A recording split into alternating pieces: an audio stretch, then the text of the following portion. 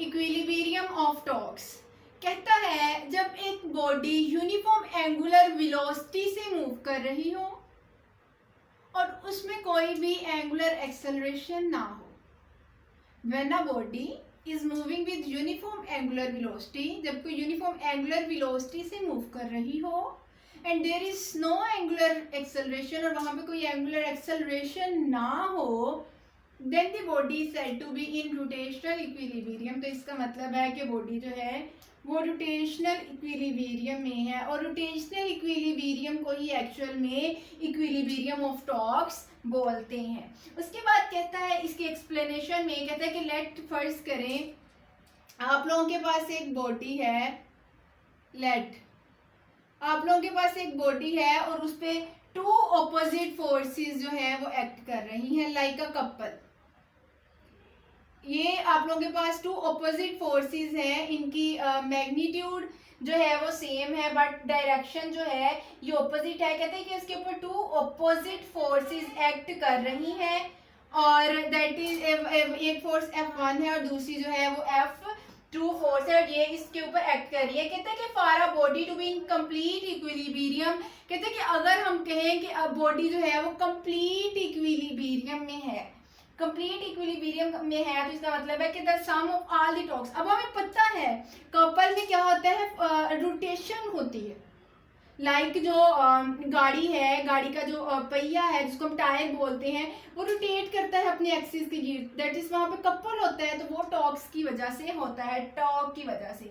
तो कहता है कि इक्विलिब्रियम ऑफ टॉर्क्स में क्या आएगा, या इसकी जो मैथमेटिकल फॉर्म है, मैथमेटिकल फॉर्म इसकी जो है वो क्या होगी, उसमें वो कहते हैं कि the sum of all the torques, the sum of all the torques जो है वो जीरो के इक्वल आएगा. The sum of all the torques must be zero, it should be zero, ये जीरो के इक्वल होना चाहिए. उसके बाद कहता है कि बाय कन्वेंशन कहता है कि क्लॉकवाइज टॉर्क जो है, अभी टॉर्क की बात कर रहा है, कहता है कि अगर हम क्लॉकवाइज टॉर्क लें, क्लॉकवाइज टॉर्क लें तो ये ऑलवेज नेगेटिव कंसीडर किया जाता है. इसको क्या लिया जाता है, it is taken as negative. और अगर हम एंटी क्लॉकवाइज टॉर्क लें, एंटी क्लॉकवाइज, तो कहते हैं कि anti clockwise torque always taken as positive. Anti clockwise torque जो है ये इसको ऑलवेज पॉजिटिव कंसीडर किया जाता है. अब हम कंप्लीट इक्विलिब्रियम अब हम उस को स्टडी करेंगे. कहते हैं कि we are now in a position to state the complete equilibrium. तो कंप्लीट इक्विलिब्रियम को हम किस तरह स्टडी करेंगे. कहते हैं कि इसकी जो फर्स्ट कंडीशन है वो क्या कहती है, इसकी फर्स्ट कंडीशन ने कहा था when body is moving with uniform linear velocity and there is no linear acceleration. जब वहां पे कोई भी लीनियर एक्सेलरेशन नहीं होगा, बॉडी लीनियर वेलोसिटी से मूव कर रही होगी, तो हम उसको बोलेंगे कि ये हमारे पास ट्रांसलेशनल इक्विलिब्रियम में है. और ट्रांसलेशनल इक्विलिब्रियम ही एक्चुअल में इसकी फर्स्ट कंडीशन है इक्विलिब्रियम की, जिसको हम इक्विलिब्रियम ऑफ फोर्सेस भी बोलते हैं.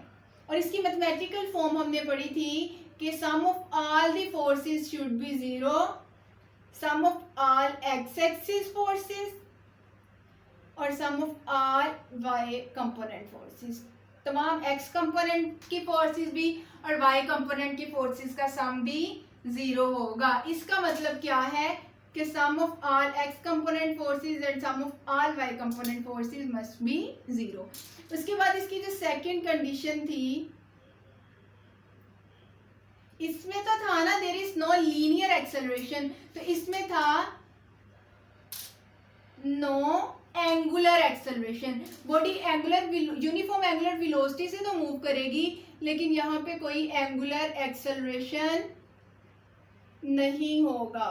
There is no angular acceleration. तो इसका मतलब इसको हमने कहा था रोटेशनल एंगल, इसको लीनियर की वजह से ट्रांसलेशनल बोला था, और इसको एंगुलर की वजह से रोटेशनल इक्विलिब्रियम बोला था, rotational equilibrium.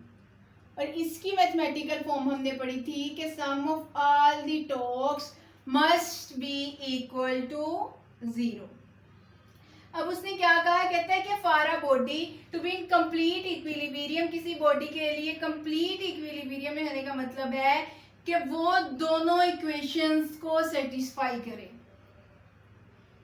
Both linear acceleration, ना तो वहां पे लीनियर एक्सेलरेशन हो और ना ही वहां पे लीनियर रोटेशन एंगुलर एक्सेलरेशन हो, तो इसका मतलब है कि वो कंप्लीट इक्विलिब्रियम में है, वो इक्विलिब्रियम की दोनों कंडीशंस को सेटिस्फाई कर रहा है।